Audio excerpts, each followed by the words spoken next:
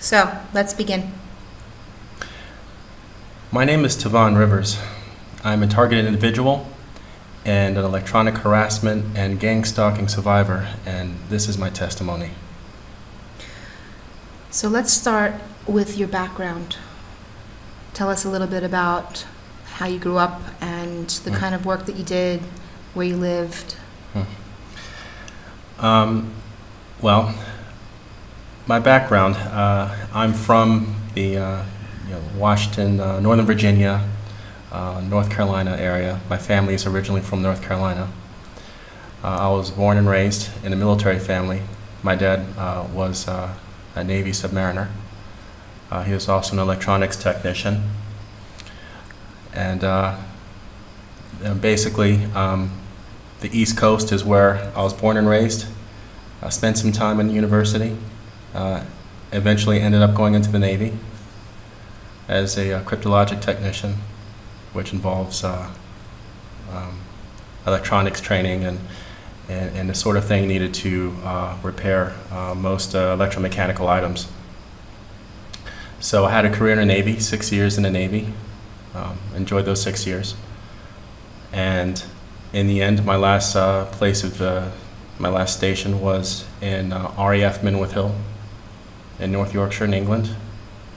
And it was there that I married my ex, and we both decided to leave the defense community in 2006. And I lived there in the UK for about 12 years. I was originally stationed there in 2004. Before we go into the UK and what happened there, I just wanted to know if you can give a little bit about the type of work that you were doing while you were in the Navy, as much as you can, as much as you can say, because there's things you're not supposed to talk about, and we'll respect that. But the type of work you were doing and the types of agencies that were around you, so that you, just to give people an idea that you were part of these circles in some way. Yes. So this is as a reference. I was a cryptologic technician, and I performed network installation and repair of equipment for installations. So we flew around and repaired equipment. And the things we talk about with regard to electronic harassment later in the interview has nothing to do with anything that I worked on. That although I did have a top secret clearance and I was read into certain programs, they have in no way have anything to do with the things I've experienced since I left the Navy over 12 years ago.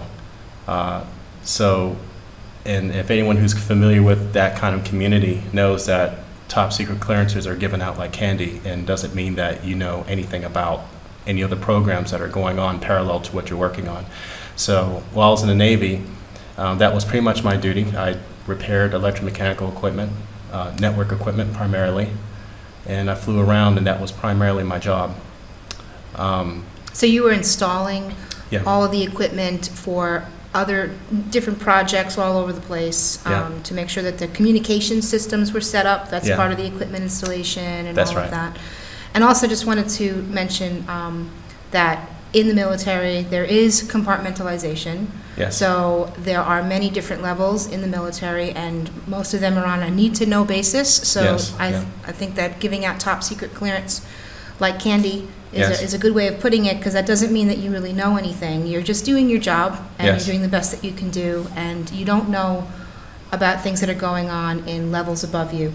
Or beside you. I worked next to contractors.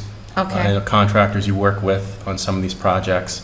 But to answer your question with regard to some of the agencies that were using the equipment that we're installing, it did include intelligence agencies as well. Okay. And so I just wanted to ask about between, being an American and then deciding to move and relocate to the UK. Could you just tell us some of your reasons behind wanting to leave America Well, back then? At the time, I enjoyed my time in the Navy personally, as a personal career, especially the friends and the things I learned there. But I had a problem with the direction of politics as far as the war footing. And so I made a conscious decision to leave the military after my 6 years. But I also enjoyed seeing the rest of the world. And at the time, the rest of the world for me was England. I enjoyed the UK. And I thought that what I would try to do is do something away from the military world, the defense world, and go into something more open and free, like art. So I wanted to try to open up a contracting business where I did websites and graphic design, oil painting, doing commissions for things like that. It was also the time when I met my ex, who was also in the defense community, where we both decided, she was British, decided to leave the military world and just go out in the private sector and just break away from that. So now this is where it gets into some interesting things here, because you lived in the UK for about 9 years. Yeah. 9 years, yeah. And you were working different IT jobs. Yes. While you were there. And yeah. In the beginning, when you met your ex-wife, the two of you left the services together. She was working at a job that you were working at, and that's how you met. Yes. And you both decided to leave that particular world and go on to different careers, right? Yes, different paths. And the reason I bring that up is because you've spoken about how maybe looking back in hindsight, that was the problem. Yeah. The fact that you had left. Yes. That world of.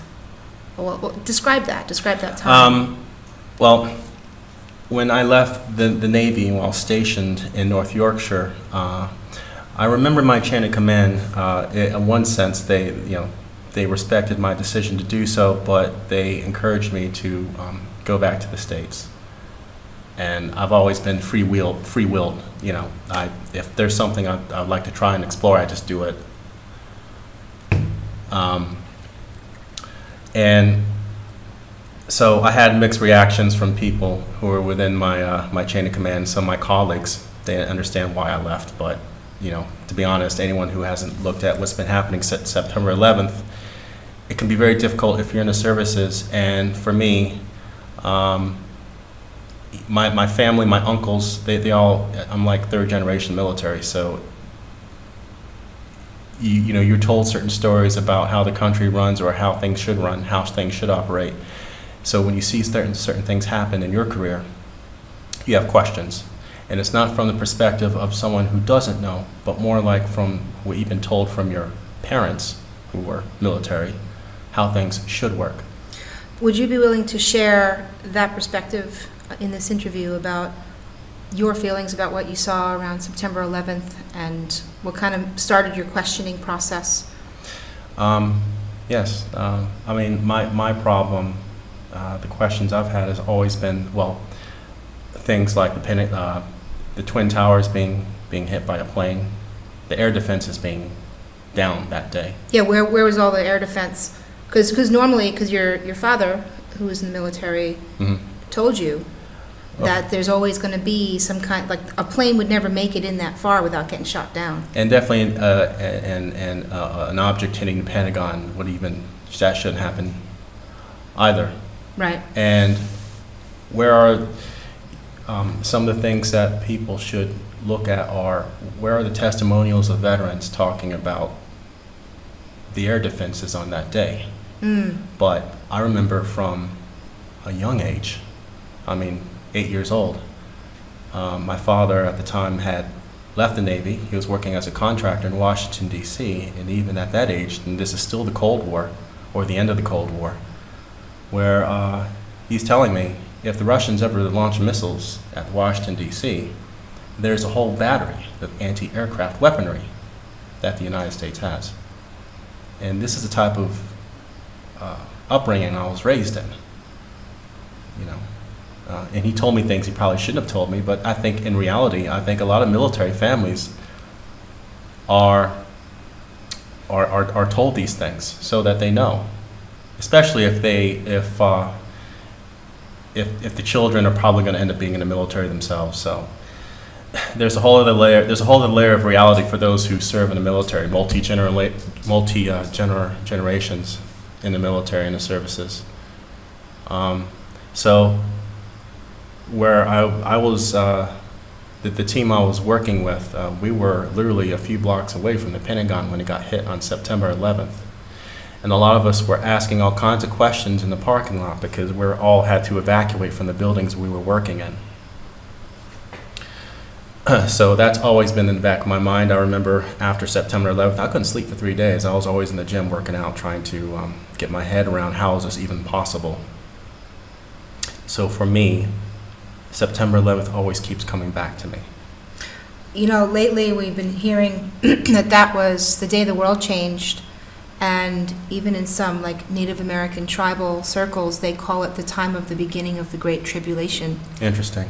So I definitely think that the world has been a very different place since September 11th, and it affected so many different people in so many different ways. So thanks for sharing that with us, because that's a unique perspective.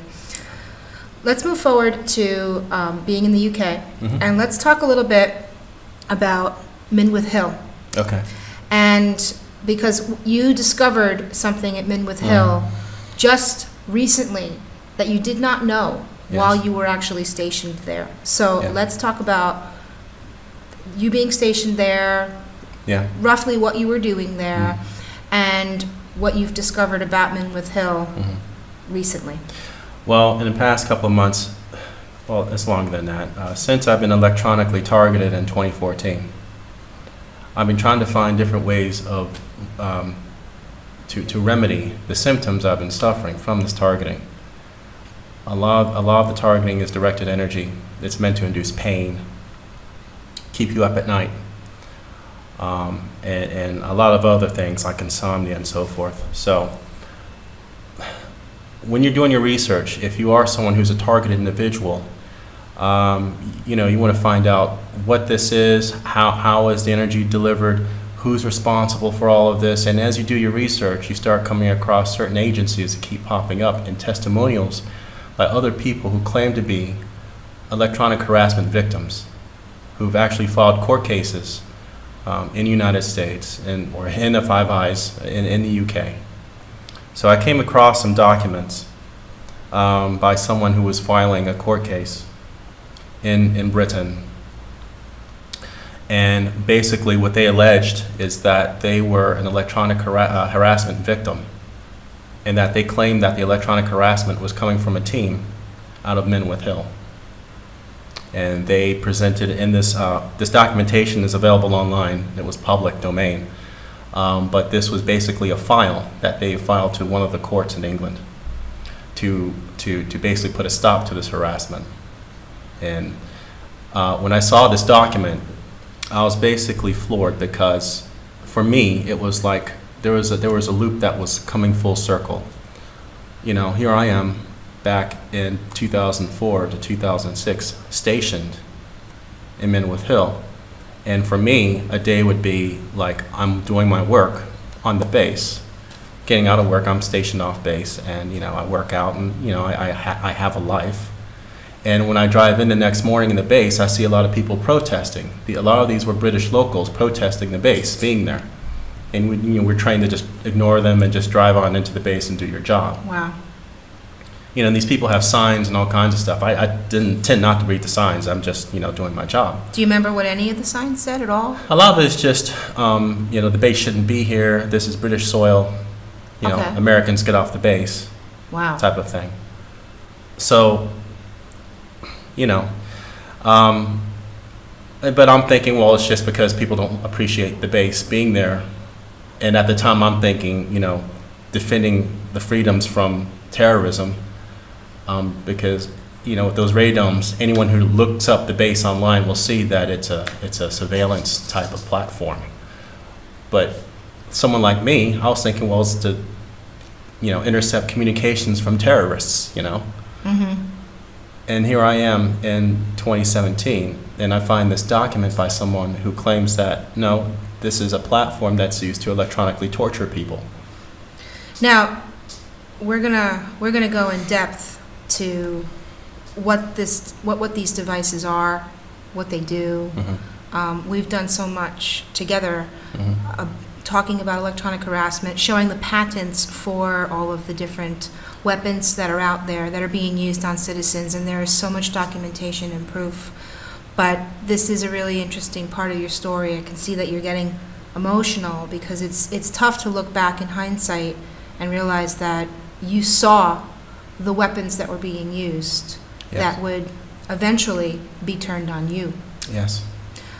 So, and I've had moments like that too. So I'm sure people can understand that when you look back in your memory and you realize that you saw something and you didn't understand what it was at the time, but now that you look back, you see what it is, and it's hard. It's a hard pill to swallow that such diabolical evil can exist and does exist. But that's why we're putting this testimony out there for you and for others that are listening. Yes. So let's move forward a little bit. So you left Minworth Hill, and by the way, we're going to put a link to the documentation about that lawsuit. So anybody listening to this can go in the description, in the video, or on the blog, and try to find that link so that you can look up the actual court case yourself, so you can see that portion of the story. Yeah. So let's move on to when you first remember your electronic harassment beginning and the gangstalking beginning. And I want to start with the art fair that you were at. Now, you are an artist, an amazing artist, and we can put some pictures of your work up on this testimony so you can see that the level of skill that Tavon has as an oil painter is really, it's unbelievable. And you spent a lot of time, you went to school for that, and so it's a real talent that you have. You were painting at an art fair, an open area art fair in the UK. Do you want to mention what area of the UK it was in? It was in Cirencester. In Cirencester. Yeah. And so you were painting, and something happened while you were at this open public event that you have remembered ever since that day, and you think that perhaps this might have been the beginning. Yes. Yeah. To give a bit of background, also during this time, I just recently moved into an apartment complex, having been there for several months, and I was in the middle of a separation. So I was trying to kind of get back on my feet and try to start doing things that I really enjoyed, which was the oil painting. So there are several weeks when in Cirencester, the town hall there, they have public exhibitions from local crafts and things, and I thought I could just do some public painting during the week. And this one particular day, I was painting, and I had this easel, and I'm literally just out there doing a large painting, and you're surrounded by people all around you, just people coming in and out. This one particular thing that stands out with me is that when I was working on this small detail, I was surrounded by several groups of people, and I felt three sharp, pulses in the back of my neck. And it was strange because it wasn't like a cramp. It was like, it's hard to describe it. I almost felt like my neck was seizing up, and that I was about to pass out, and I had to adjust myself. And that stood out for me because that was very unusual. I'm used to painting in public venues, and I know what being exhausted and cramping and readjusting feels like, and that sort of thing. This was something different. And so that stood out for me, and within the week of that event or incident, the electronic targeting started. The heavy electronic targeting started a week after that. So let's describe what that is to people that don't know about this? Because most people don't understand what electronic harassment is, and they just don't have any idea. Yeah. But then there are many people that are being targeted. More and more people are being targeted, and they're coming out on YouTube videos and testimonies. So there's a community that's growing of people that are victims of this, that are finding each other and trying to help each other. Yeah. So we just wanted to add this testimony That's right. to that community, Yeah. so that people can benefit from this. So let's describe because there's two components to this. Yeah. There's gangstalking, Yes. Yeah. and then there's electronic harassment. Yeah. So first, let's cover the electronic harassment. Okay. What did you experience? What is it? Well, the symptoms are very broad. So the thing about this program is when you start to describe what they are, it comes off kind of disjointed. But when you analyze what the main theme of the program is, it kind of puts things in perspective. So the whole purpose of the electronic harassment program is to have a bunch of small little things happen to you in such a way that you don't know what's going on. You can't delineate what's happening. But basically, what it is for me, it started off by experiencing pain and inflammation and extreme nightmares. That's the way it started for me. And now the thing is that during this time, I was really trying to keep myself healthy and detoxing. I was drinking bicarb every day. I was jogging like 5 miles 3 days a week. So at the time, I thought I was finely tuned. I know that if something was to happen to me externally, I would know it, because it was like so far from the norm. Okay. And so the way it started off for me was that I would wake up in a cold sweat. I'd go into the bathroom, look at myself in the mirror, and my face would be red flush, my eyes would be beet red, or I'd have like an inflammation on my legs or on my limbs. And with no explanation, just what is this? And this would continue over a period of time. And now this happened all in a week period. It would progress from there to, in the evenings, before I'd go to bed, I would get jolts in my back, along my spine, right before I'm about to go into REM sleep. And it's like I couldn't go to sleep. It was like a constant jolt or pain, so that you can't sleep. And so now you have inflammation, you have jolts that keep you awake at night. It just seems to be progressively worse. So you're tired during the day, during your working hours, so you don't perform during work like you should. And just to clarify a little bit, looking now that you've learned what you've learned, Yes, yeah. These symptoms, you believe, Yes. Were caused by electronic microwave weapons. Yes, that's right. That they can be beamed into a person Yes. from things like satellites, Yes. relaying off of things like cell phone towers, Yeah. satellite dishes on rooftops, things along those lines. They can use those as a network to beam an electronic microwave into a person's body. Yes. And so you feel that this is what you were experiencing. In summary, yes, and it's taken literally 2 years of research to come to that conclusion, based on my background as a technician and reading other people's testimonials and other people who are victims but also happen to be engineers.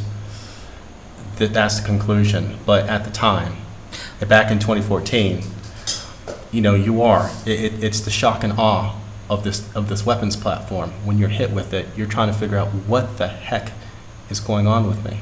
Also, the 3 jabs that you felt in the back of your neck while you were in the art Yes. fair, Yeah. you feel that those are, that was when they placed maybe some sort of an implant into you to create, or they created a signal into your body, so that's when they tagged you to become a target.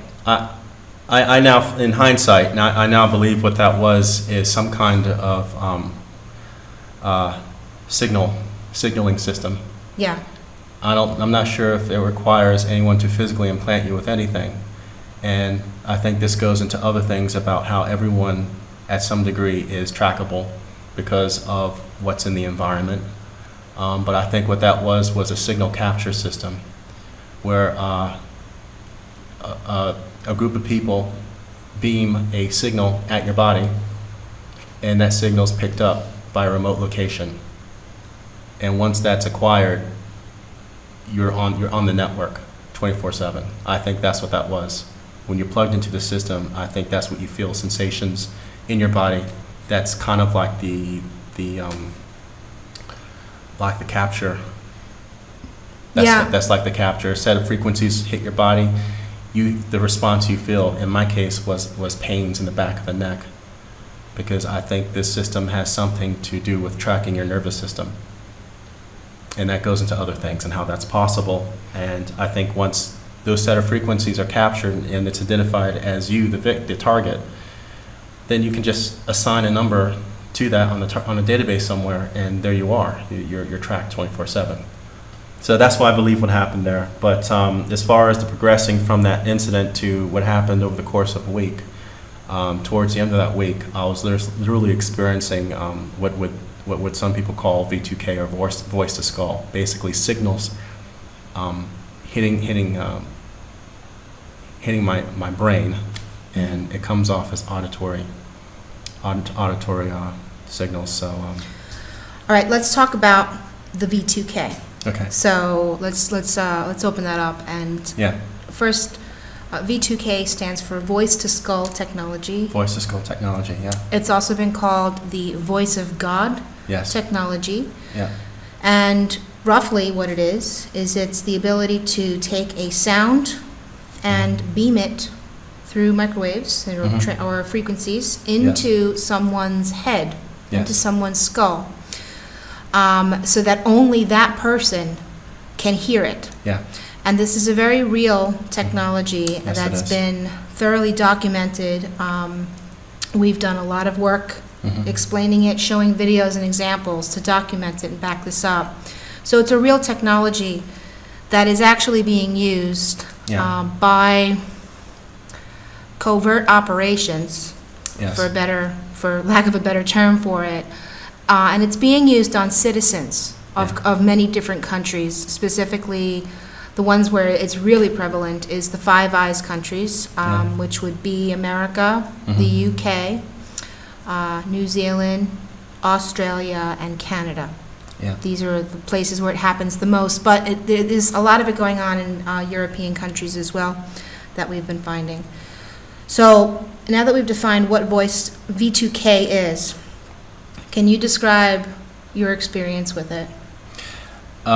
So these signals, when it hits the skull, the apparition are voices. And these voices have intelligence to them. You know what the voices are saying to you. So someone's on the other end, either as an operator or through a computer algorithm, speaking a string of sentences that only you, the target, can hear. What kinds of things do they say? For lack of a better word, quite frankly, demonic. But these are things like and I think, by the way, these scripts vary. They vary from person to person. I believe these scripts are to destroy the person on all levels so that they have a mental breakdown. But because of, I'll just tell you what the intelligence is of the signals, that's what they call the actual string of sentences. So that if anyone's a veteran out there and they've experienced the same thing, or they've used to work in the contractor community and they're now they're v2K and they're afraid to talk about it, I don't mind talking about it now, because I think some of these scripts are being used on certain sets of people who, quite frankly, are morally upright, are very patriotic of their country, but they don't like corruption. Yeah. So for me, the intelligence would be the following sentences. You're a spy. You're a Russian spy, which is ridiculous, but you're a Russian spy. You hate Israel. You know, I think that's an interesting one. You are a traitor.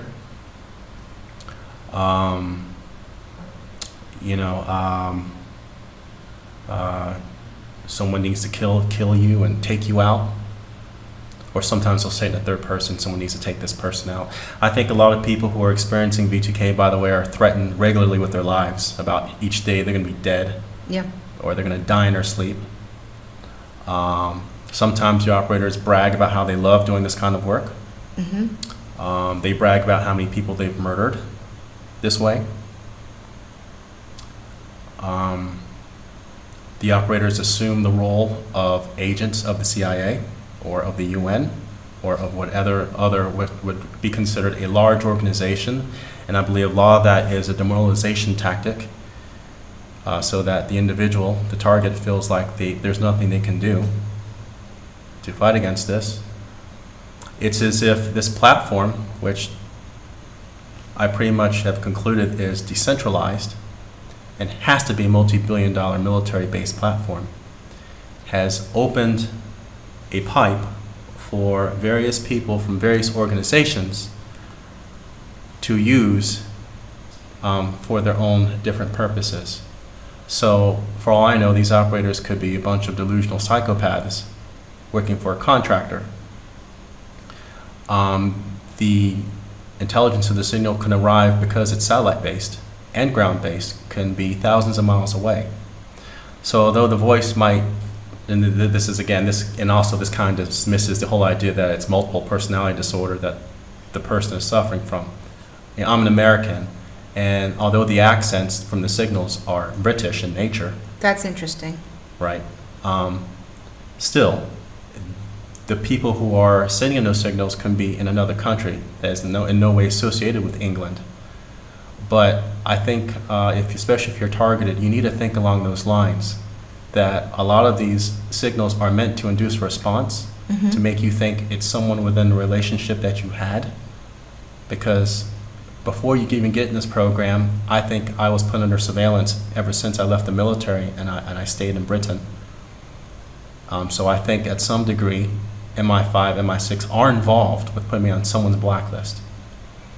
However, the person who's doing this, or the group, or the team that's doing the actual harassment could be in another country for all I know. I think this is very important. People must not, who are targets, must not fall into the trap of it's your neighbor who's doing this. It may or may not be.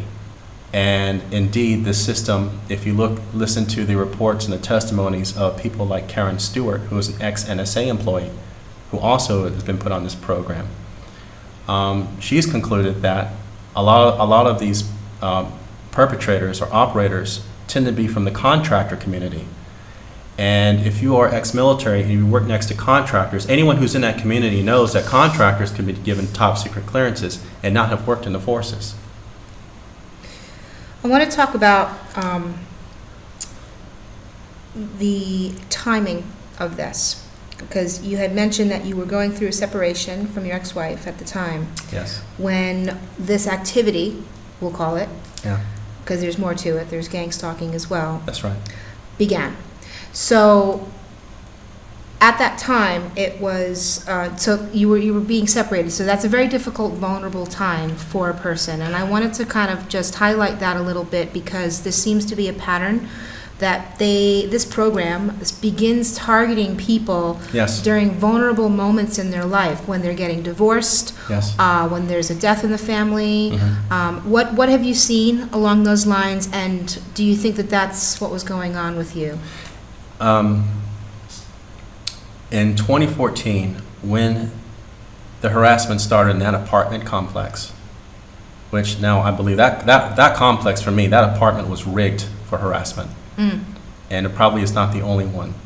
I experienced actual on-the-ground surveillance by people and building contractors around the place I stayed at. Which we're going to get into that when it comes to the gang stalking as well. So I ended up leaving that place. But for me, I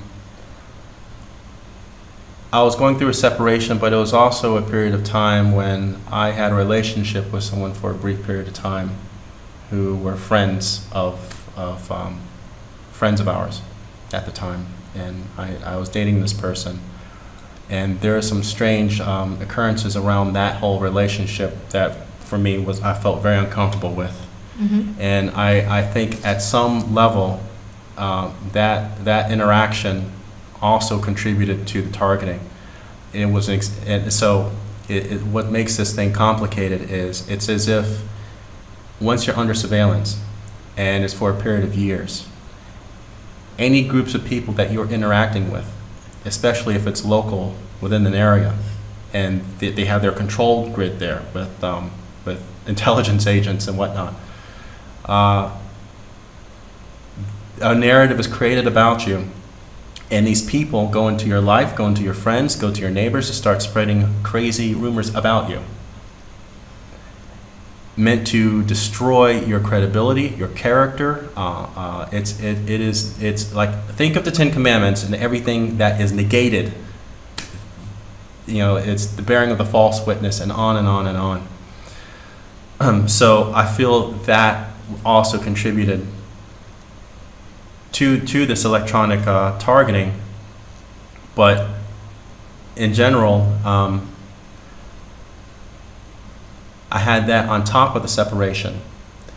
And so when this happened, the electronic targeting, I tried to tell my spouse that I was separating from at the time. And, you know, she obviously concerned. The biggest response people get who are targeted, they get a response saying, we're, you know, concerned about you being overstressed, or maybe you need to see a psychiatrist, you know, maybe you need to get on medication. Or seek counseling. Yeah. And at the time, I'm being electronically targeted in my apartment and by myself. So I packed my things and I went to this other place. Well, before you go into that part, let's talk about gangstalking and that particular element, because it relates to being in that apartment complex. Yeah. So can you try your best to define what gangstalking is? In brief, gangstalking, based on me trying to research this phenomenon, is basically COINTELPRO that was done in the 50s and 60s, but with this overlay of electronic surveillance.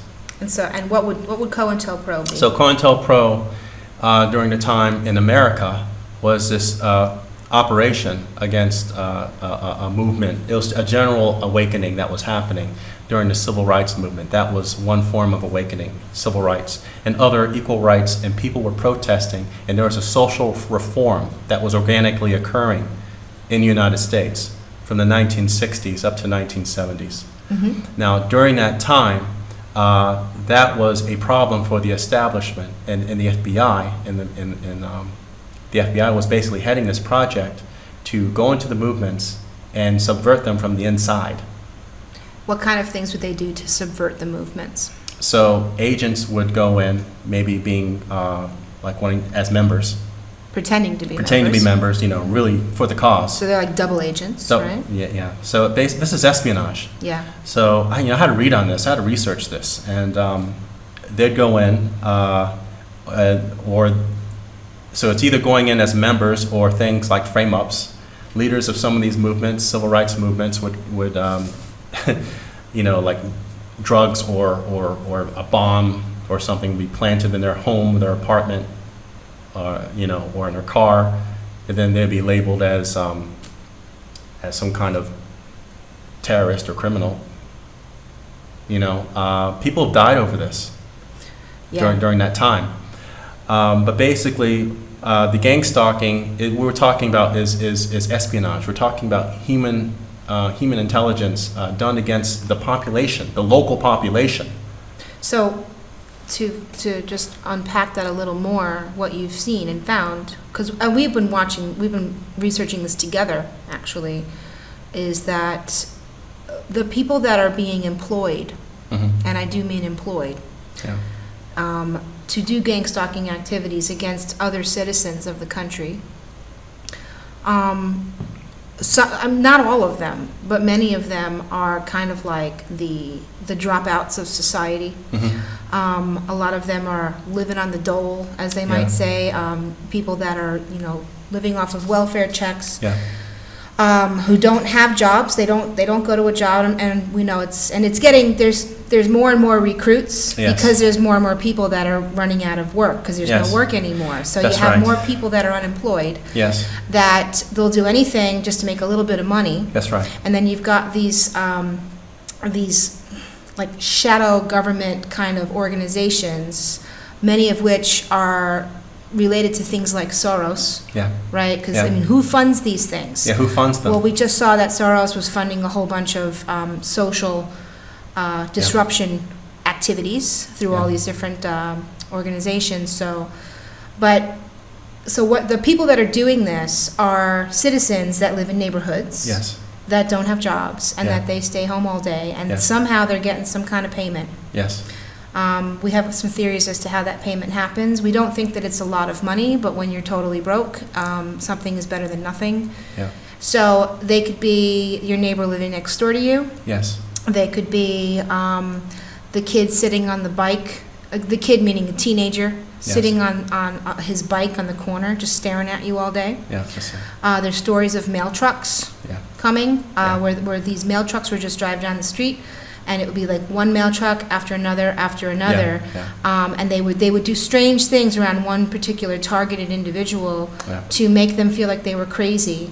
Like, why is it that every time I try to drive anywhere, I'm being obstructed by a mail truck all the time, day in and day out? So there's all kinds of weird tactics that we have seen and heard about in these gang-stalking programs. So they're kind of like evil, gaslighting community watch programs. A lot of it is founded in community watch. Right? Community watch situations, so you don't feel like you're safe in your home. And they'll do things. So one thing that we've seen, you can talk about this, is when they walk outside of your house, people walk outside of your house, and they will shout things so that you can hear them. Yes. And in some cases, the things that they were shouting, verbally, a person on the street was shouting it, was the same thing that you were hearing in your head with the v2K technology. That's it. So you see how it links up. Yes. Talk about those experiences. You had one with a trash can being kicked down the street? Yes, that's it. What happened there? So the whole point of the Human Intelligence Campaign is to have people out on the street to say something that only is in context to what the target individual is saying. So anyone else who is not part of the program, who's a neighbor, maybe 3 or 4 houses down, would hear someone shouting something. They're like, oh, it's just a crazy person outside. But the targeted person, who's the neighbor next door, it means a lot to them because they know it's part of an operation. Mm-hmm. And this is the rub. This is where neighborhoods start to break down. So what happened on the? You woke up. So I woke up like at 3 a.m. To someone crashing the trash can in the old apartment that I ended up leaving from, saying, Tavon, motherfucker, kicking the trash can down the road, like angry. Now I'm up on the 5th floor. There's no time to react. You can't do anything about that. Someone's downstairs who's a lunatic. Screaming your name. In the middle of the night and kicking a trash can to make sure that you wake up and hear that. Yes. And this is the tactic because they know the response time. There's no way you can find the person by the time you decide to go down 5 flights of steps. Mm-hmm. Or you can't look out your window because your visibility is limited to what's below you because it's straight down. Right. So you can't react. There was another, you moved into a different apartment. Yes. A different place after leaving there. And it happened again.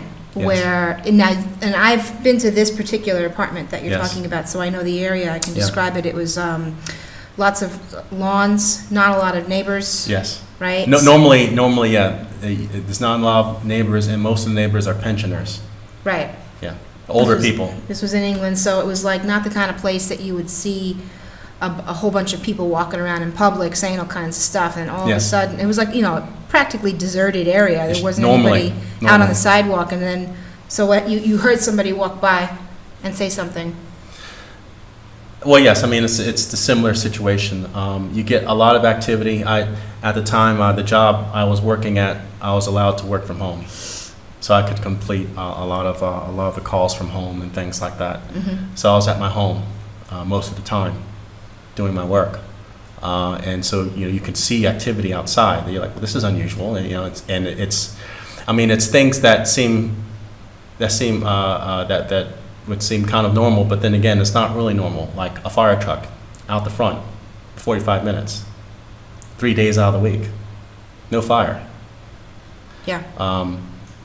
People out, someone that was going to cut the lawn next door, talking to a neighbor about you on the property next door. I mean, you hear your name audibly, and you hear these things, and then you have that situation going on, but then you also have the v2K, which is happening, and this is where your perception of reality starts to become blurred with the technology that's being used in electronic torture. This is why it's very difficult unless you start filming and recording and having your own surveillance. You have to have basically a counterintelligence setup to start battling at least the human intelligence aspect of this. Yeah. Because there is a real on-the-ground sectioning of people in the community. That's very well funded. And it's done through Community Watch. And the biggest thing, that you heard of the I'm just paraphrasing the common slogan about evil thrives when good men do nothing. Mm-hmm. In this operation, local law enforcement has to stand down. The local community, at least on the medical level, have to be convinced that, well, electronic harassment does not exist. So if you start complaining and saying this is happening to me, you're written off as someone who needs counseling. And basically, all the rungs of society have to go completely vertical, and no one has to do anything to address the problem that you're having. Let's talk about how this gangstalking activity also goes into the workplace. So it's not just the community and your neighbors. Mm-hmm. There is, we've learned that there is let's call it a secret file that has your name on it. Yes. And you, as an individual, and that file contains all kinds of personal information about you. Yes, that's right. Data that's collected from everywhere. That's right. Right? Including all the social media stuff and people's opinions and whatever. It's a file that's created about you. But you don't ever get to see this file, and you don't even know that it exists. Yes, that's right. And inside that file, there's, you were talking about scripts. Mm-hmm. And you can tell that they're reading from a script because you can hear the certain sentences repeated over and over again in the v2K technology. Yeah. But in this case, that file, interestingly, it gets passed around into corporations and areas of employment and business. Yes. And you have a very unique story that you can tell about how you were working at one company, and we'll leave the names of the companies out because it doesn't matter. They're all the same, right? Yeah. Big, fancy, well-funded, billion-dollar corporation working in IT, right? Yeah. You were in one company and you were interviewing for a position. Or yes. Okay, I see, and then they started saying specific words and sentences to you in that interview, which were a little odd. Yes. And then you got another job, fast forward a couple years later. Yes. And you're in a completely new job. You were sent to a new company. Yes, that's it. To be trained to do something different. Yeah. There was like a merge in the company, yeah. right? So all of a sudden you're sitting in front of this new board of directors of sorts, and they're like talking to you, and all of a sudden the same flipping sentences came out of their mouths. They were reading from the script from the interview that you were in at a completely different company a couple of years prior, and you realized that it was part of the file. Just talk a little bit about that. What were they saying? A good Well, an example of what's talked about here was also mentioned by Karen Stewart that I spoke earlier. She mentioned this in a recent forum that she's on regularly with other people like Dr. Catherine Horton. So if anyone wants to look that up on YouTube, I think it's called the Pinecone Utopia Forums. It's with Dr. Catherine Horton and Karen Stewart, and some other people are on there. But Karen mentioned how Karen has gone through a lot of the footwork of legally documenting the human intelligence aspect, and how in this particular area of Florida, how she went to the sheriffs with her evidence about the gangstalking on the ground harassment, and how there's basically a case file. And when she went to the sheriff, he actually went to the car, said, hold on 1 minute, went to the car, looked at a stack of folders, saw her name on it, and then didn't want to talk to her. So what's happened is, at least in the United States and in the UK, there is, I guess what you want to call it, a crazy folder. Yeah. A black record that no one who's the residents of any of these countries has access to. You try to do a FOIA request, you try to do a Freedom of Information Act, you get blocked. Or you'll get a response like, your file may be in review, but to access this file, pay $2,000. It's meant for it to be inaccessible, because if you're to see this file, you could file a lawsuit. Right. On so many levels. At the very least, it's discrimination. Again, myself, people like Karen, we're not charged with anything.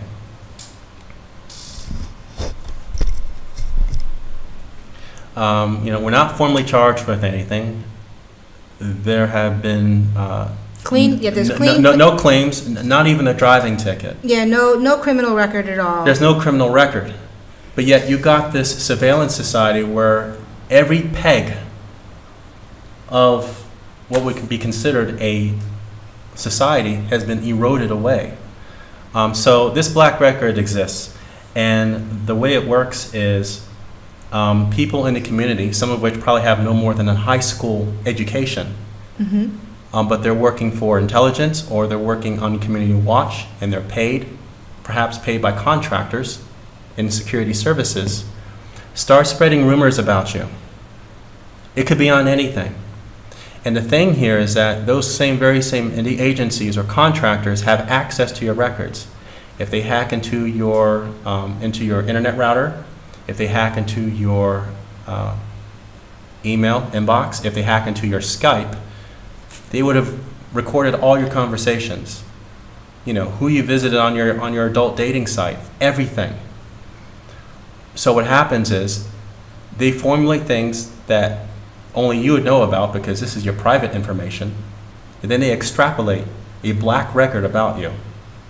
And they go and, I don't know, tell the neighbors anything. But a lot of it is just lies. But it could be anything, and you never know what it is.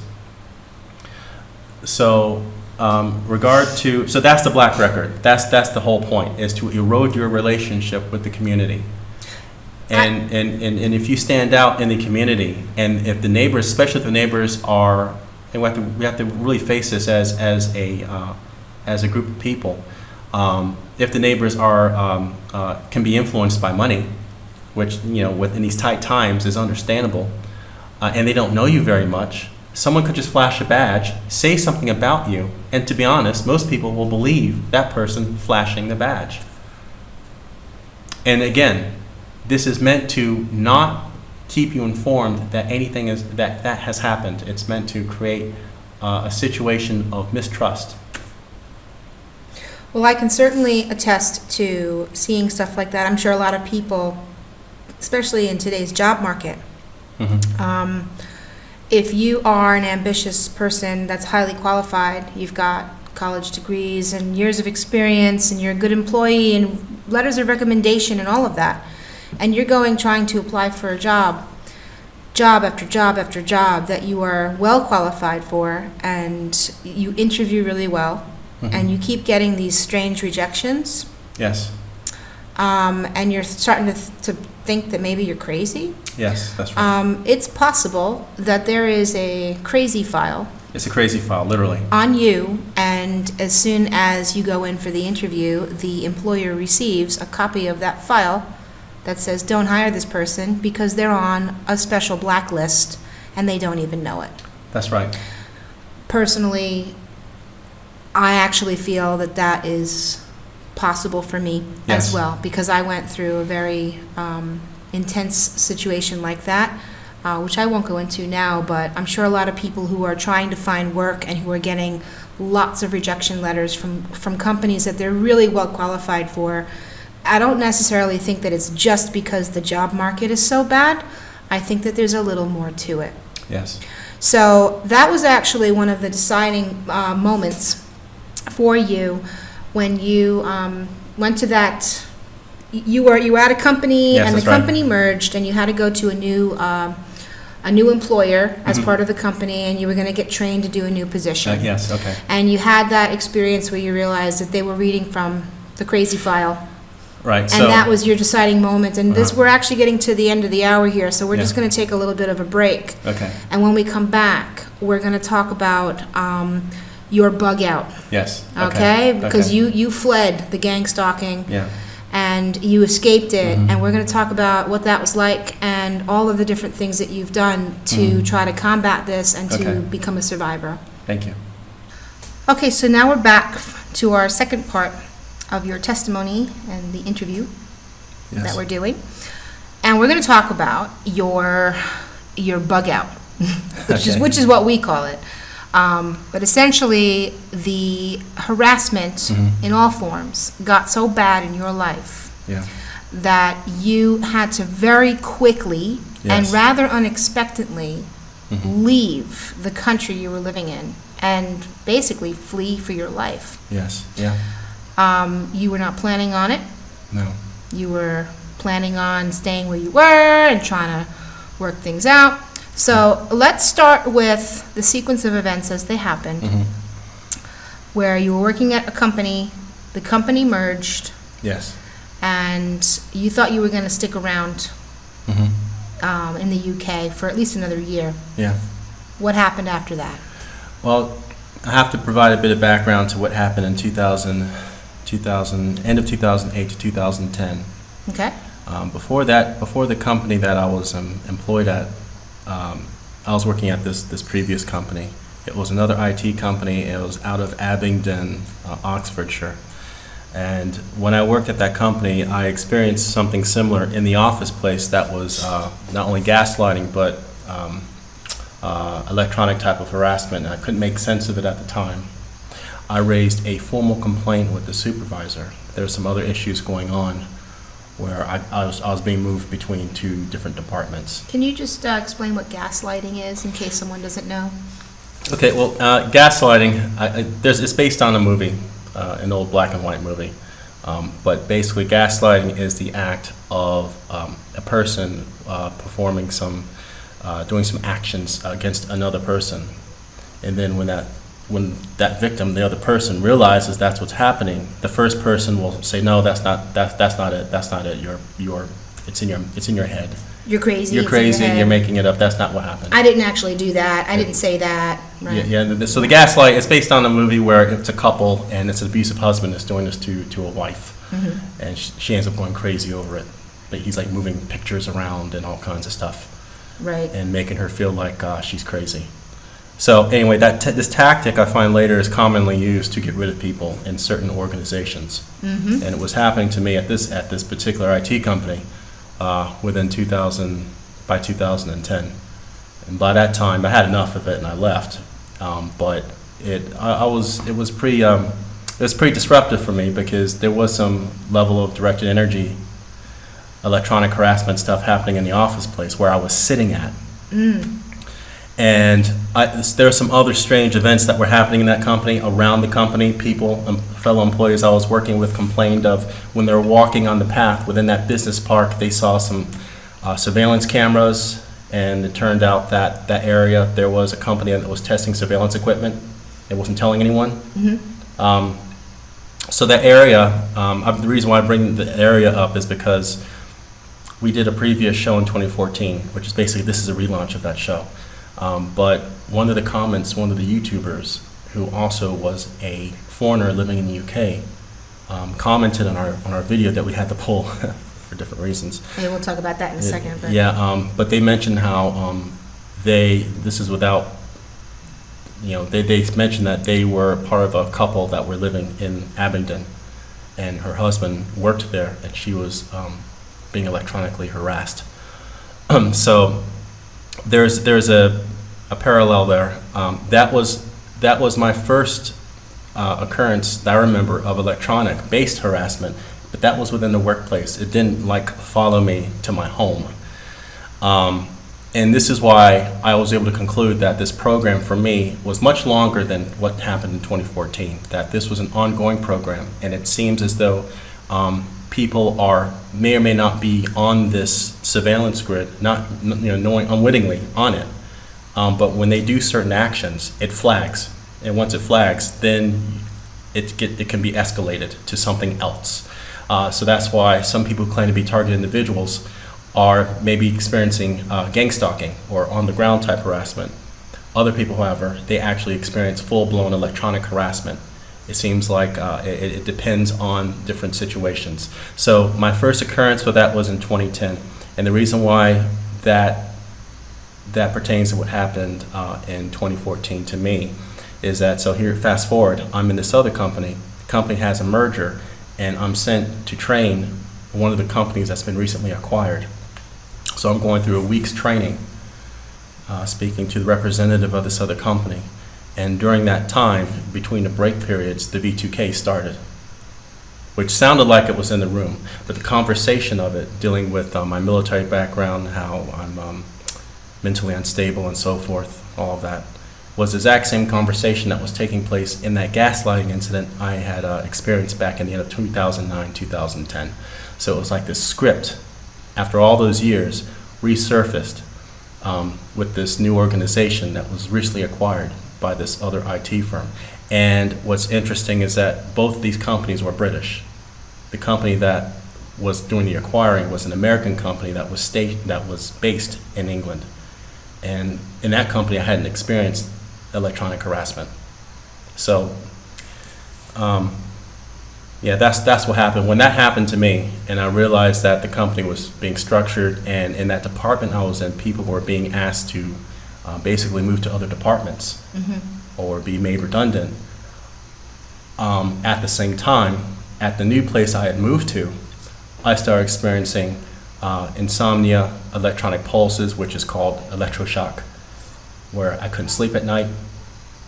I think the area I was in, I was being hit heavy with electromagnetic radiation. It was very painful. Parts of my body where I was getting shocks, like around my heart muscle, around the back of my neck, so I couldn't sleep. This was in Oxfordshire? This was in Oxfordshire. Because you were living in Oxfordshire at this time. Yeah, so this was the place I had moved to from Cirencester, where I experienced the initial electronic harassment. I felt ill constantly, as if I felt almost like lethargic. So normally, if you're exercising and you're doing all these things, you recover and you feel better. The next day, you feel refreshed. I wasn't feeling that. I was actually feeling weaker and more ill. And I tried everything. I mean, I tried changing my diet.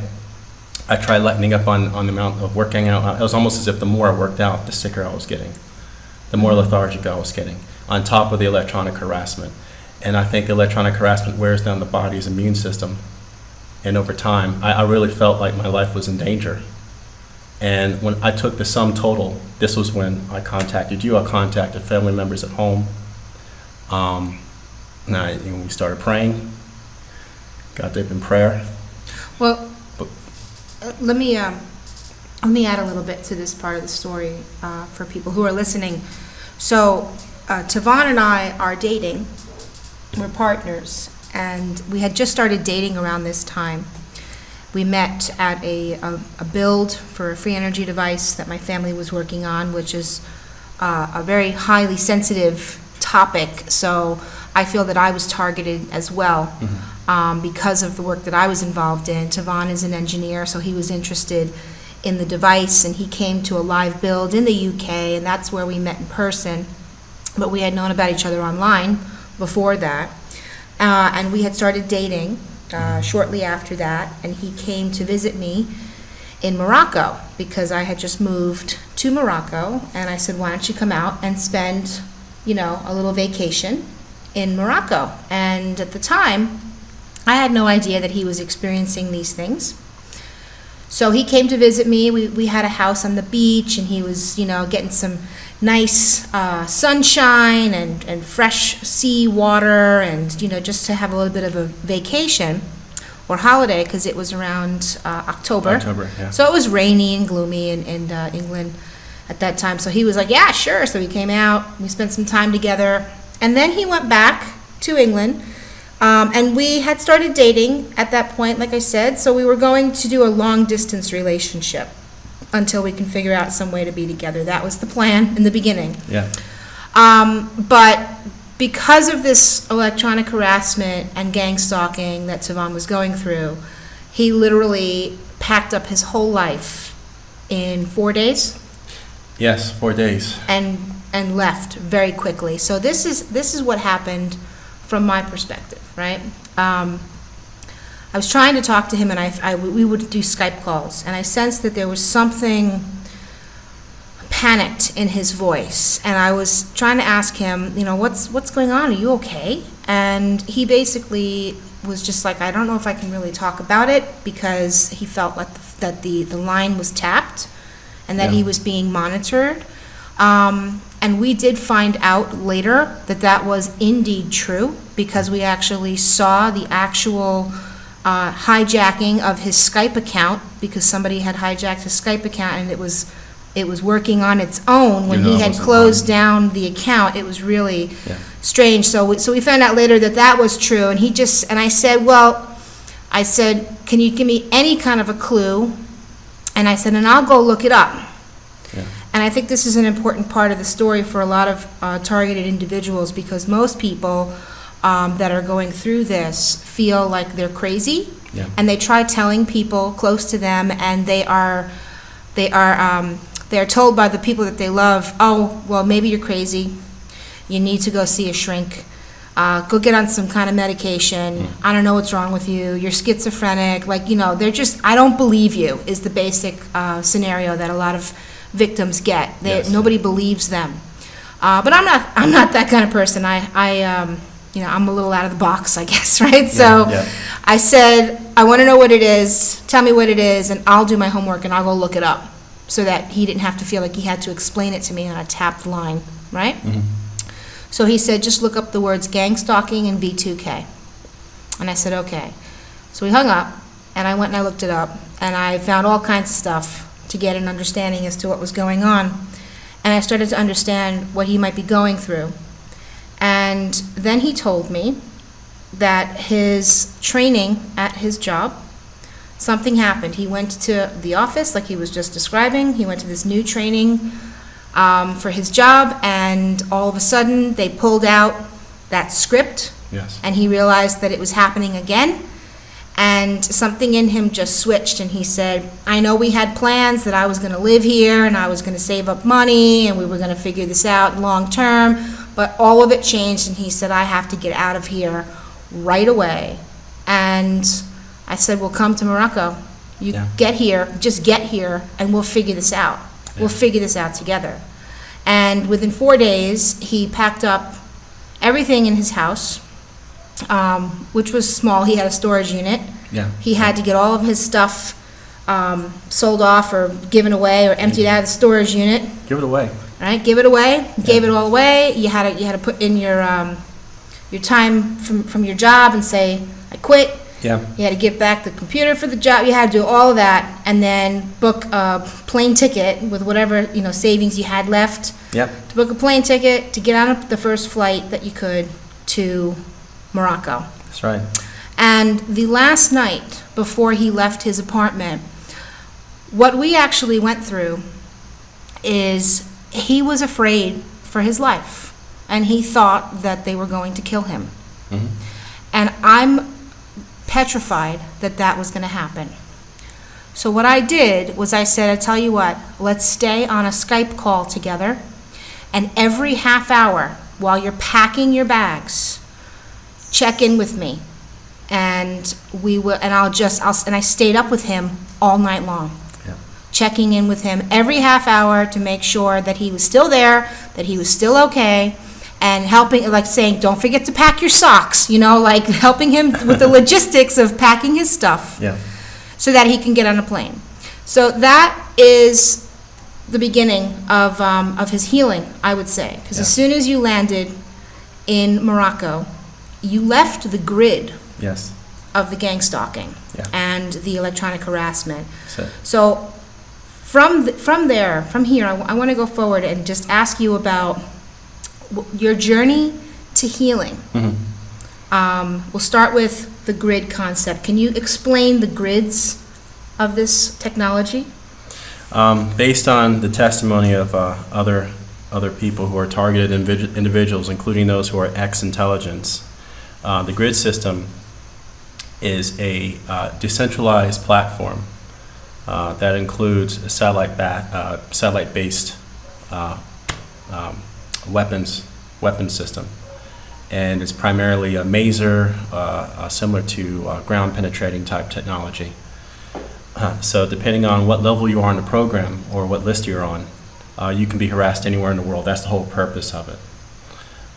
So if you are in any of the more Western countries where this apparently has been implemented and is to a certain refined state, you can be, a lot of directed energy can be focused in one spot, and you can experience all kinds of electromagnetic torture.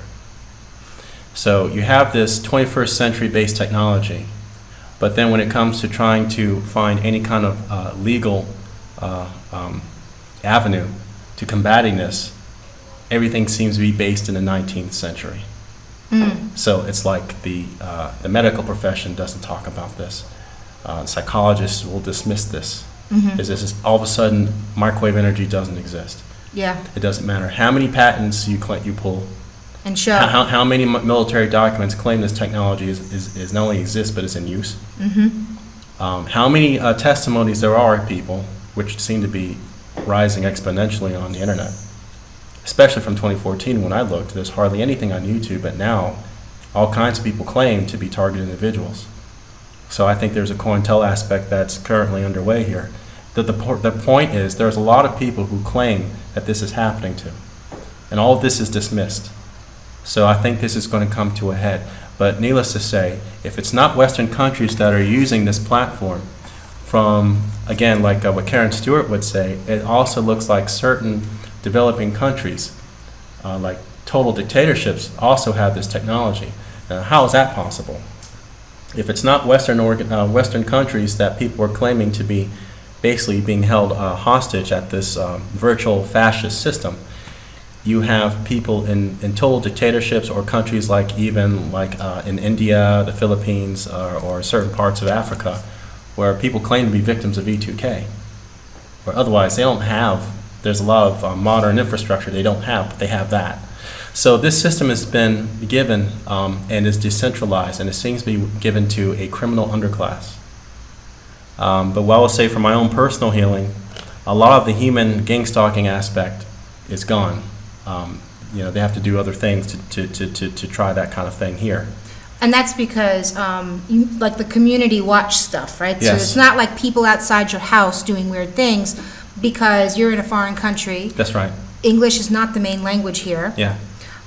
There are tourists here, and there have been a couple of incidences where Yes. you looked and said, "Who's that person and Yes. what are they doing?" Yeah. But for the most part, it's a completely different climate. So the only way that they can get to you is via like satellite. Electronic means. And so before we go into that, I want to just expound a little bit about your background and knowledge when it comes to technology. And I think this is probably what makes you they picked the wrong guy, right? Because if this happens to other people who don't understand the way basic technology works, or the way frequencies work, radio waves and all of that, then this would be really hard for someone to figure out. And the goals of this program is to make someone get on drugs or commit suicide. Yes. It's basically a really horrific population control program. Yes.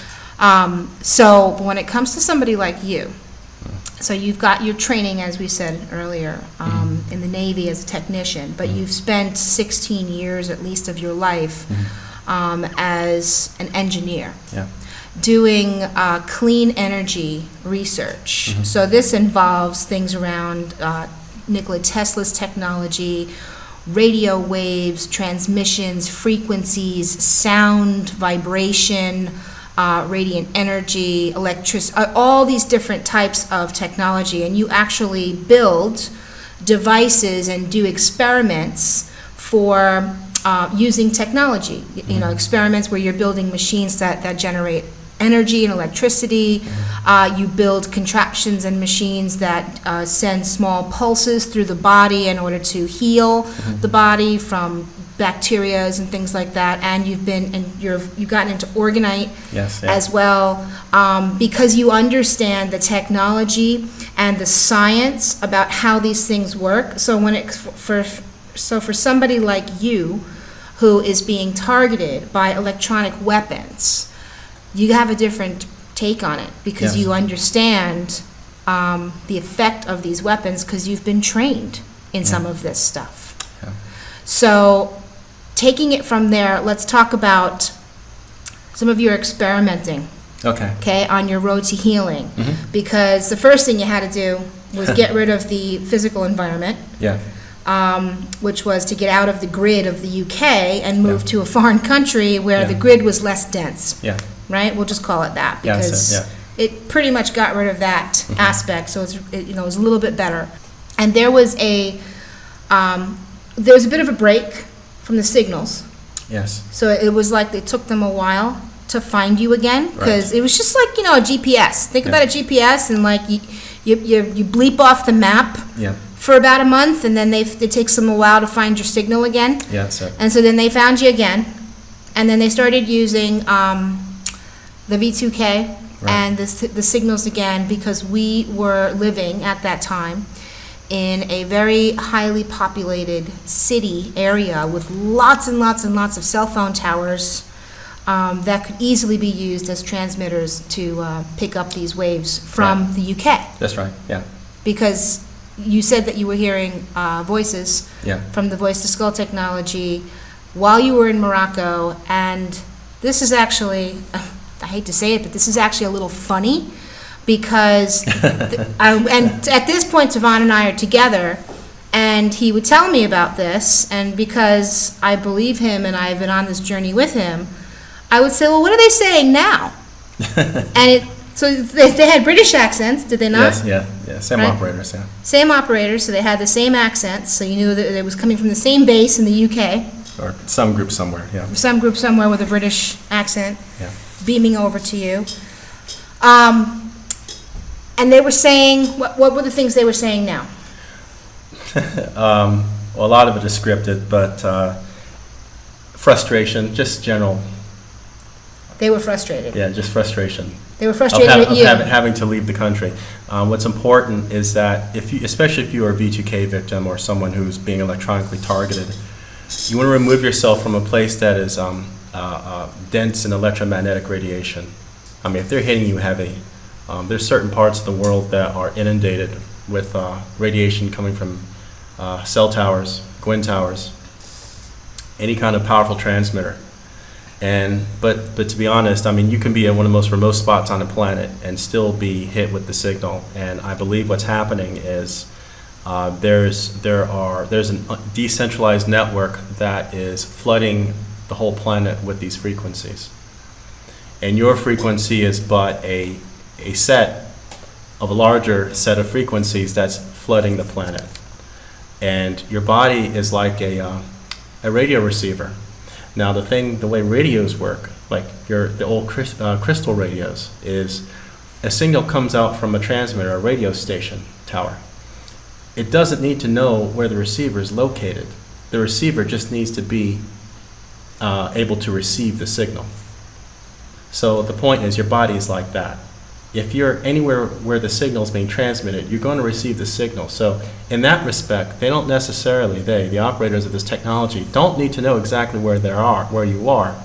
If they know you are in a general area, they just need to flood the whole space with these frequencies with the guarantee that you will receive it, because all our bodies are different, and they have your set of frequencies, and when you're hit with it, they know that you're going to receive the signal.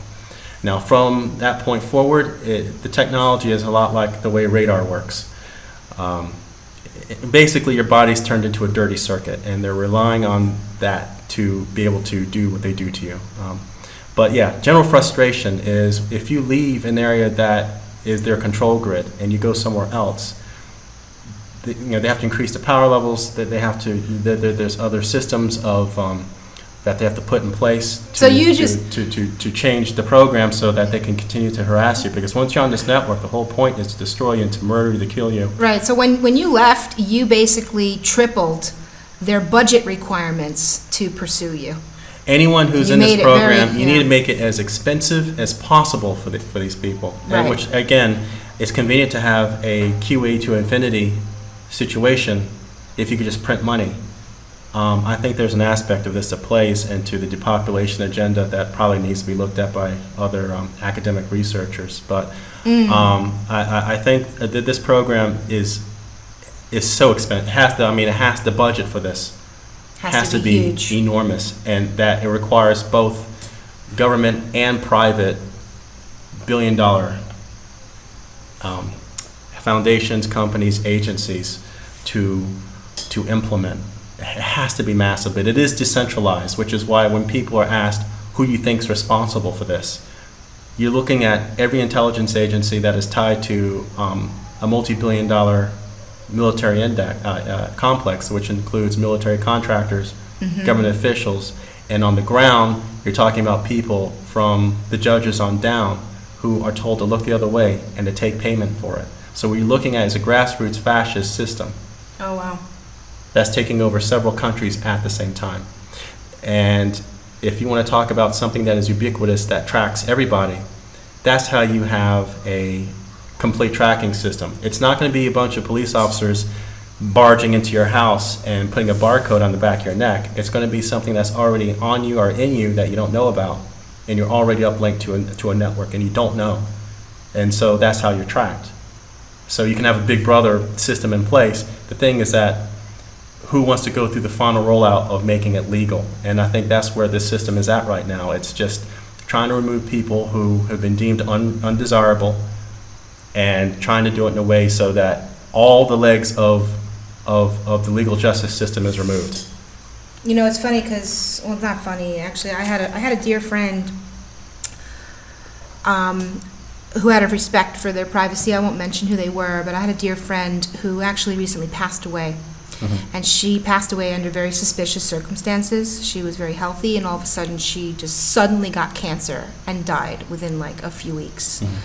And the last time I spoke to her, because she was interested in our little company that we've put together called Fix the World, and she said to me, if you really want to fix the world, make them turn off the machines.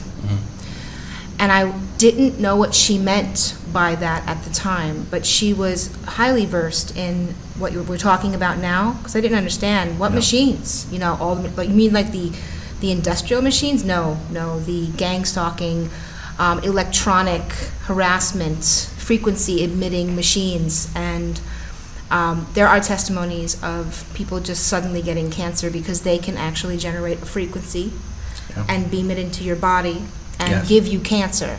Yes. And there's a huge testimony by Barry Trower. Barry Trower, yes. Who is an ex-Royal Navy MI5 agent. Yes. Who is an expert on microwave technology, who talks all about. Everybody needs to hear that testimony. Yeah, you need to hear that testimony. So we'll put that link below as well.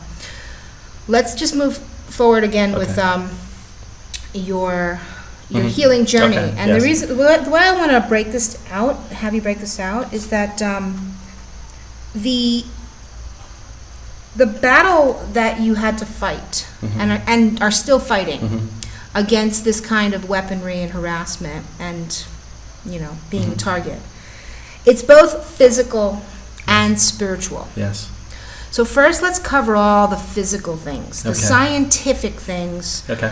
and then after that, we'll touch upon the spiritual elements of this battle, because at its root, it is demonic, Yes. and it comes from the satanic Luciferian worshiping elite, Yes. and we know this. Yes.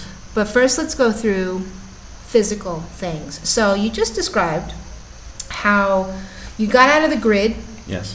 so that physically removed you from the grid and made it more difficult. So that got rid of some of the targeting, but you still had voices, and they were frustrated. Yes. You could hear the frustration in their voices. But so now the next thing is that you can't change any more external factors, because you Yes. already moved out of a country. So now what you have to do is you can just try to focus on your body Yes. and changing things in your body and in your house to try to create defensive shields against these radio waves Yes. that are coming through. Yeah. So you went through a series of things and have been experimenting for at least 2 years. You've got a lot of success with certain things. Where would you like to start with these different I think I'll methods? first start with the orgonite. Okay. And as a technician, when I first heard about orgonite, I was skeptical. I dismissed it. It wasn't until we moved, we were in Morocco in the first place, that was surrounded by cell phone towers, and I was very sensitive to the electromagnetic environment there. I was given a piece of orgonite material, which is basically aluminum, in this case, aluminum particles and epoxy resin, which has not only shielding properties, but also is able to change the nature of the electromagnetic fields that are hitting an area. We're talking about in a room. So this was given to me by a friend, and I had problems sleeping in a particular room at the time. Within the first evening of having that in my room, I was able to sleep peacefully. And now I was very skeptical, because I'm like, well, how is this piece of hunk of material going to help my situation? Right. But it did. And I continued to sleep with it, and I was able to continually get sleep better over time. And it got me interested in researching this technology, learned about what orgone energy was, as defined by Dr. Wilhelm Reich, who's long deceased, and that was called today as a scalar energy-based technology. Can you kind of paraphrase what it is? Basically, it's any kind of technology that is able to take random fields that are in the environment that inherently is harmful to the body and reorganize these fields into something that is more compatible with all life forms. Now, the scalar technology tends to have certain properties like emit negative ions. It's just what it does. That's one of the properties. So these orgonite devices. Yeah. They when you take the components, like what are the components of an orgonite device? It's different metals. It's right? different metals. When Reich was creating these structures, they tend to be steel or something with some kind of magnetic property to Right. them. And then some quartz also. Steel. It could be steel, quartz, also a organic compound with carbon in it. So if it's not sheets of plastic, resin. In the current embodiment, it's metal flakes and resin. And these metal flakes can be all kinds of metals, including steel, aluminum, brass. Right. With quartz powder. And so when you put these all together and then you put them in a resin, yeah. The act of that resin hardening, what that does is it creates this compacted energy around those particular materials. Yes. And when that happens, especially in the quartz, yes. it creates a piezoelectric yes. or piezoelectric effect within the quartz, yes. Which then, with all those materials, emits negative ions. Right. Is one thing that it does, which are really good for you, and they help to change the energy in the environment to make it more healthy for human beings and health. That's right. And this technology is measurable. It's been replicated many times. It's independent of what anyone believes. It just works. But what's happened is, you have other people in like the New Age community and so forth sees this kind of thing. Those been defined, like 50, 60 years in advance, and put, a bit of mystique around it. But the point is, this is real solid technology that can be used to, what it does is restructure the fields in an environment so that if they are affecting you negatively, they don't affect you in that way. Actually, we just heard recently from a friend that a compound such as orgonite Yes. is being used in some naval Yeah. equipment. So the military Yes, recognizes the scientific importance of materials like this. Yes. And what you've done over the last couple of years is perfect your own formula Yes. of making orgonite, quartz, shungite, brass, iron oxide, and steel, all encased in an epoxy resin. Yeah. And you created molds to make them in pretty designs. You have a flower of life design right now. Yeah. And you created pendants that people can wear, Yes. and plates, small plates that you can use for different things. And what you've been finding is that when you put water Yes. around orgonite, like you put a glass of water Yeah. on top of the orgonite, the orgonite changes the pH Yeah. of the water and makes it more alkaline. Yes. You have found that, for your physical symptoms, it helps. You sleep with orgonite And that's what's around important. you, and it helps to. At the time, the biggest problem I was having was this insomnia and very terrible nightmares. This weapon system, the thing about this electronic harassment system is very far advanced to the point of planting dark nightmares. And there are some other people that you're going to start hearing more of this, of people talking about nightmares being planted that aren't from their mind or from their conscious, and they're simply planted. So if you're not suffering from the extreme nightmares, you're kept awake through the electronic targeting. What orgonite does is it allows you to sleep. It allows you to sleep. So, it's very easy to construct. If you just YouTube orgonite and look at the old videos that are up there and make your own, it's simply get a 2-part epoxy resin, which is available almost everywhere. Have access to some metal filings, very cheap to acquire, and make your own. Follow the instructions and just replicate the work. Start there, especially if you're targeted. There really is no excuse. You need to get your hands on this stuff and feel the difference. So that's where I started from, and because of those results, I started to improve on the design and have my own special blend I use. But the point is, I use powders, and I'm just amazed with the results, and I'm making it, sharing it. So making the orgonite allows me to sleep, and I've been researching this for the past 2 years.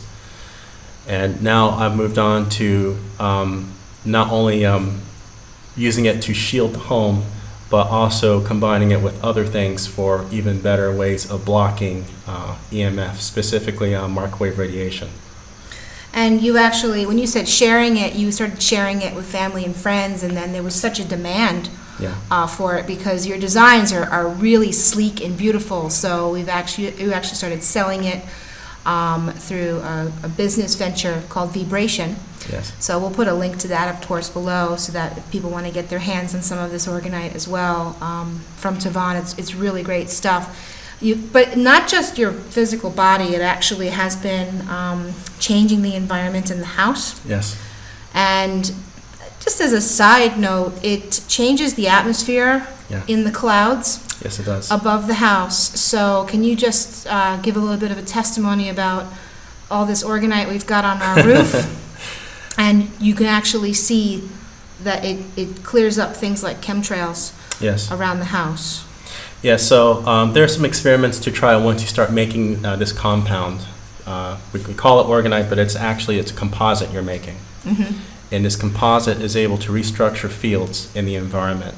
So if the environment's being flooded by electromagnetic radiation, and then you have a region of orgonite that you've created that restructures it, what you're changing, in essence, is you're creating a localized field of energy that is that has a noticeable impact on the environment. How do you measure that? One of the tests you can do is something called the ice test. One of the things I make is called a charge plate. It's basically a plate made of this orgonite resin. And I take a glass of water, distilled water in my particular test, and I put it in the freezer. And you literally have this glass of water sitting on the plate, and you have it in the freezer, and you wait for the water to freeze in this glass. When you take out this frozen glass of ice water, what you'll see is a tornado pattern form inside. It's really amazing. Inside the ice, with some looks like bubble patterns converging towards the middle. So it actually creates a visual representation of what Yes. the field looks like coming from the orgonite. Yes, this is a slowly spiraling field with a lot of power behind it to change the molecular bonds of anything in that area. In this case, it's the hydrogen bonds within water as it That's incredible. freezes. But what happens is it does the same thing in the atmosphere. So, we have pyramids of this orgonite, and we have it sitting on our flat roof. And this is based on research there's this Russian scientist that I think it's in the 90s, where he created a giant plastic pyramid, a pure plastic, several stories tall. The University of Moscow gave him the grant to do this. And what they did is when they built that, they noticed that there was a huge ion column coming from the tip of the pyramid straight up into the atmosphere. It's like a soft ion column that's just formed just from making the pyramid. So Wow. the shape has something to do in that situation with what they were seeing. They also saw rare plants that were considered extinct in the environment start sprouting Wow. around the pyramid. So we're talking about a level of science that isn't easily discussed, but the same thing is with this orgonite. We have these little resin orgonite pyramids on our flat roof, and what we noticed is that when we put them there, we had this gray sky with some chemtrail activity open up into this blue open patch around Above our us house. when we started making these Yeah. pyramids. And I've been making them ever since, and sharing them with people, selling them to other people, and it's amazing. It really is an amazing technology. It also has electromagnetic shielding properties. So anyone who's targeted needs to start getting involved and learn what this technology is all about. You're going to feel the difference, especially if you've been targeted for a while. Beautiful. Let's also go into some more of the physical aspects. We found tracking patents Yes. for root canals. Yes. Okay, so we found a series of patents that have been registered on Google Patents where they are putting tracking devices inside of people's root canals without even telling them. Yes, that's it. So you had one Yeah. in your mouth from a dentist in the UK, Yes. and we actually had a device that was able to, Yeah, RF detector. it was an RF detector, and when you put it close to your mouth, it started going off. The device started registering a signal coming out of your tooth. Yeah. So you went to the dentist and said, I want you to pull this tooth. And Yes. what did she say? She thought you were crazy. Well, she asked me why. This was in Morocco, Yeah, right? yeah. She asked me why did I want to remove the root canal. It's And- perfectly and fine. it's perfectly fine. I said, oh, just remove it. Let's get it out. say As just soon as you remove it. did that, Yeah, that felt better. the signal decreased yeah, it did. significantly. Yeah. So the other things that you've been finding is this concept that your whole body is being turned into an antenna Yes. through the means of metal toxicity. By putting heavy metals in the environment, they're Yes. turning everybody into antennas. Yes. The heavy metals that are being sprayed in the chemtrails. Yes, that's it. We found smart dust, which are little teeny weeny microchips that are the size of a fleck of dust. Yes. There's things like biofilm. That's right. All kinds of pollutants that are in the environment that are being sprayed on populations without their consent, obviously, Yeah. and without their knowledge. And so we are breathing this, we're eating it, we're drinking it, and our bodies are being turned into toxic, heavy metal-laden antennas, Yeah. so that we can receive signals sent to us through these covert weapons. Yeah, I guess before I talk more about that, when you read about the history of the voice-to-skull technology, at least the way it's been documented as far as where it came from, it all started from World War II, when the radar and radio operators, when they were fixing the radomes, the actual transmitters, and they were in the vicinity of these transmitters, the clicks, the microwaves that were within the vicinity of the radio operator, the technician who was fixing it, they were hearing clicks in their head. And they're complaining, say, when I go up and work on this thing, I'm getting clicks in my head. And so then research, that's when the research started. So talk a little bit about this heavy metal detox concept, because if you got all these heavy metals in your body, Yeah. you want to, so you've been detoxing your body from heavy metals. What are some of the things that you've been doing for that? Okay, so the reason why I had to go into a background about the v2K being clicks that were detectable by people in World War II is because if you think of the diet or what's going on in the environment then compared to now, you can make an argument that people weren't suffering from so much heavy metal toxicity. So there is a level of, no matter what, if this kind of radiation is being beamed at someone, even if they're healthy, they probably will detect a signal if they're on the network. But however, what happens when you throw in the smart dust, when you throw in, if you might have had an actual physical implant in you, or if you just if you're just toxic with heavy metals, especially aluminum, barium, and these heavy metals, you are more trackable. So instead of you being like a small dot on someone's radar screen, you're like a giant blip. Well, aluminum and barium and strontium also, right? And strontium, yeah, especially radioactive particles. Those are found in chemtrails.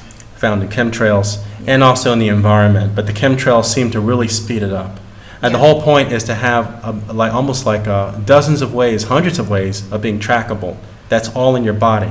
But the things are that you want to detox yourself from these things. So a heavy metal detox is the start.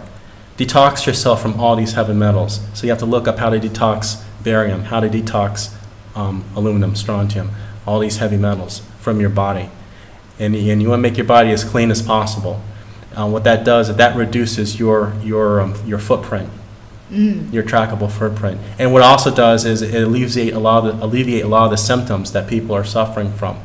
A lot of these conditions that can be induced in the body from this radiation is because these metal particles are in your nervous system or on your skin or internally in your body, along with the other things. Is that these are points where the radiation can latch onto to induce inflammations, to induce triggering things like the heart muscle and these other things. So you want to remove these things from your body. And so that's what's important here. A detox regime, and to do it as a lifelong thing. It's not something you just get rid of after a couple months, you'll be okay. You have to look at this as this is your new lifestyle now. Yeah. To clean your body constantly, because we're being sprayed constantly. And also the other stuff that's going on, like the food. Exactly. The GMO food, the fluoride in the water, all of these, major problems that many people are becoming more and more aware of. And, if you're listening to this and you're not a targeted individual and you don't feel like you've been targeted, these are really good practices anyway. The Organite is really good to have around your house just to clean the environment around your house, just so that you and your family are healthier and happier and sleep better. And also, it's understandable, a lot of people listening to this program are probably going to think, well, this is just a bit too much. I don't really agree to any of this. I don't think it's real.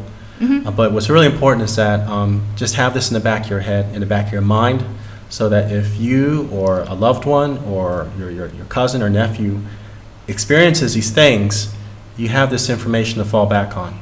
because this is affecting a lot of people now. Whole communities of people are coming together complaining of this problem, because this testing is not just done on an individual level. Some of these platforms are just, they're sending out signals to see if the entire community will react. Oh, yeah. You got areas where people are dying of like cancer clusters, and the people are at the community are complaining that it's the cell tower. You got all kinds of stuff happening around the world right now that are looking to these technologies as being the root cause. Also, Barry Trower, the XMI5 agent, Yeah. microwave expert, he was talking about how they can send out a signal to a community of people.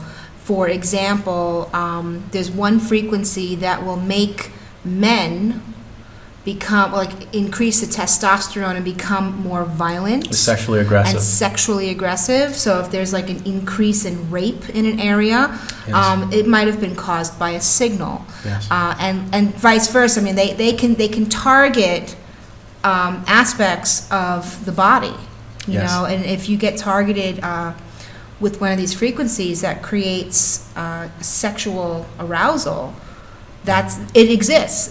You know, Barry Trower was actually talking about how that exists, and that is a real problem, because I've seen this in communities of people that are meeting together at, let's say, conferences, or they're doing, like, you know, tours on the road, and all of a sudden there's this increase in sexual desire and promiscuous behavior that might not necessarily be natural or normal in any way. Maybe there's an outside influence that is coming in and trying to influence people as sort of a social experiment. Yes. To see what would happen if we threw a whole bunch of people together in a conference and then energized it with some kind of energy to make people react in a certain way.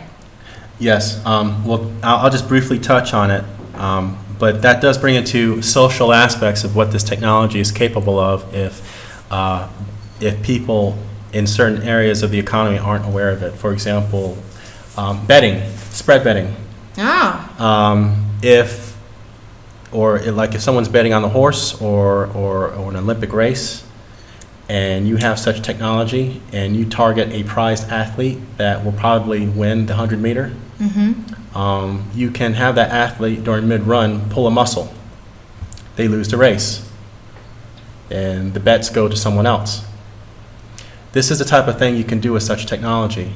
This is why this is going to completely restructure society to those who are aware of it, and will have to, hedge their bets, maybe change their infrastructure, change their businesses. A lot of things are going to change to people who are aware and want to know about this technology, because it's going to it's in fact affecting businesses. Well, I was just going to say, if you're talking about influencing betting as an example, what about influencing things like the stock market? Yes, well, and different industries. For example, I know that they have things for the weather, right? If a crop does well, or if a crop fails, people make tons of money off of insurance on crops failing. Yes. So, controlling the weather is one reason why they're doing that, is to influence the stock market and to manipulate the money system. Yes. And economies that way. So, of course, they're probably using this technology to help rig the markets as well. So I suspect this technology has been used so much that other agencies and governments and businesses around the world are aware of it. And they probably have their own version of the technology. And you probably have groups having countermeasures against the technology to the best of their ability. But it really is hard to block scalar type radiation. But you can change the form of it. You can reorganize it. It's just, we're talking about a whole new market, a whole new science. It's just not taught, and the general population at the moment is held victim to it. To those who are willing to look at the information, at least they're going to have something as a hedge of protection by programs like ours on what to do to to at least survive it. Yeah. Now let's. And by the way, we've written a book that puts a lot of this information in there, because you were saying before that maybe people would dismiss it, but we've done our best to put this information together in a book so that we can show the proof. We show things like blood tests Yes. that prove that the orgonite works a certain way on human health. Yeah. We show all the patents for the technology, Yes. testimonies from people in the field. I mean, as much proof and evidence as we could have come together with in the last couple of years. Yes. And we put it all in this book for people. And we'll put a link to that book down at the bottom as well. It's called Forbidden Tech. And there's all of this is in that book also. Let's round out this testimony and interview with the spiritual battle, Okay. because we're talking about all the physical stuff, right? Mhm. But a human being is not just a body. No. We have a mind and a heart and a spirit and a soul and emotions that come from that. So there's two sides to fighting against this if you are a targeted individual. And Yes. probably the first thing you've got to do is the spiritual battle. Yes. Because if you can do that first, it allows you to follow up with the physical things. So talk about how you handled this spiritually. My spiritual journey, because I think beforehand, I mean, I was living in a lifestyle where I was distant from Christ. I am a follower of the way. I did consider myself to be a Christian, but fallen away from my faith, especially during the separation. A really tough time for me. But when I became targeted, and especially when I was leaving that situation out of the UK, I got deep into prayer, and from that point forward started my new journey and becoming closer to my faith, which is in Jesus Christ, and I had to pray regularly. There's an aspect of this technology that people need to be aware of, and it isn't like to be discussed among people in the community who were trying to give their testimony, but I think it's very important to mention to people who are listening to this, is that there is a spiritual aspect to this. Mm-hmm. And the people on the other side of this platform are not just psychopathic. They really do believe they're gods. They really do they have a real hatred of humanity. They have a religion.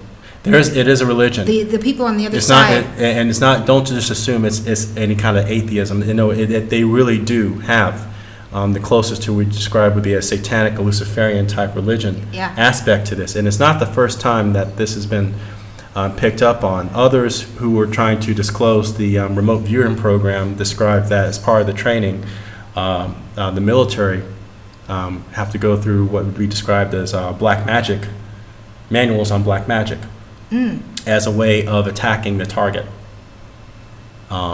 So it's kind of taken in this distilled form, but it is, there is a aspect that deals with what would be defined as spiritual warfare. And the reason why this is very important is that if you're not grounded in a faith, a solid belief system, you'll be picked apart by this program, because this program attacks all levels of the human being, all levels. It's not just a mental, it's not just a physical, it's not just your daily life when a neighbor is trying to harass you. It is the spiritual aspect of you. Mm-hmm. So you need to have a solid spiritual foundation. For me, it's the strongest part. Without that, I wouldn't be here. I simply would not be here. Because they want your soul. Yes, that's the general, pardon me, that's the general theme of it. They want your soul. They want to take away, peel apart the human being, and you become intimate. You have a more intimate flavor of your mortality being in this program. Mm-hmm. That I choose not to live a life of torture as a tortured victim, but through my faith, through my strong faith, that I'm victorious, and I'm going to spread this information, and I'm going to see this program brought to an end. Amen. Because we can't call ourselves human beings and claim to want to be in a free society and give our loved ones. Some of us don't have children, but we have nieces and nephews and other younger people in our family line that we want to have at least a at least as much freedoms as we enjoyed when we were children. I think we really need to start thinking about the next generation after us and what kind of legacy we're going to leave for them. If that's the case, then we're all going to have to fight. We're the generation that's going to have to fight this crap that the other generation failed to fight. And my faith has brought me to this point. And this needs to get out to as many people as possible. We need to have solutions for people when they get into this network. They have more solutions waiting for them than what I had, than what people who've been on this program 20 years have had to deal with. That's how we beat this thing. So for me, the spiritual aspect, the constant prayer for me, with you and me, the prayer sessions has solidified my resolve in Jesus Christ. And the ability to actually do battle in the spiritual realm has made me stronger than I ever thought I could ever be. Definitely more than not having that aspect in my life. So for that, actually, I'm actually kind of thankful that I've had that revelation. Well, it's interesting because we don't consider ourselves to be religious people. Yeah. But in our faith, through Christ, there is teachings about how to fight spiritually against the powers of darkness and the principalities of darkness. So together we've been fighting this battle on a spiritual level through prayer. Yes. And through revelation and just being as close to our Creator as we can. So that, and it's interesting too because there definitely are layers to this kind of warfare, and it's like everything is physical on the bottom, and then you've got the technology layered on top of that, but the people that are controlling the technology, but above all of that are the powers and principalities that are controlling the people that are controlling the technology. That's right. So that is where we're choosing to fight this battle through prayer and learning how to pray as well. Absolutely. And speaking certain spiritual warfare words out, so that we can try to command a presence around us and our home and our family to combat this. And it's working. That's all I have to say. It works. It works. It works. I tried many other things, and of course we can talk about shielding and all this different stuff. All I got to say is having a solid foundation in your spiritual grounding works. Mm-hmm. So with that, is there anything you'd like to say to close out your testimony to other victims out there? I guess I just want to say that there are many of us who are in there right with you, and that we're all looking for solutions and sharing them the best to our ability, and that we're not victims, but I think there's a higher calling for what's happening. I do think there is bigger plans slated for this platform. However, I think by us talking about this, giving our testimony to the public and sharing some solutions is really disrupting their program in a lot of ways, because in whole, the human experience, the condition is a nonlinear system. And if you think trying to control nonlinear systems is nearly impossible. To any mathematician, they would say that's impossible. But that's what these people are trying to do. So we're in for some interesting times. However, I do think that in the end, this will be revealed, and these people actually have to come out and from the shadows, and that's where the victory will be. Well, thank you so much for that, and thanks everybody for listening to this testimony and interview, and we hope that it was helpful. And we will be covering this topic more and more in our upcoming shows through Real Speaks, and through the blog, and to try to just spread awareness around this problem and connect with as many people as we can to help others. Excellent. Thank you, everybody.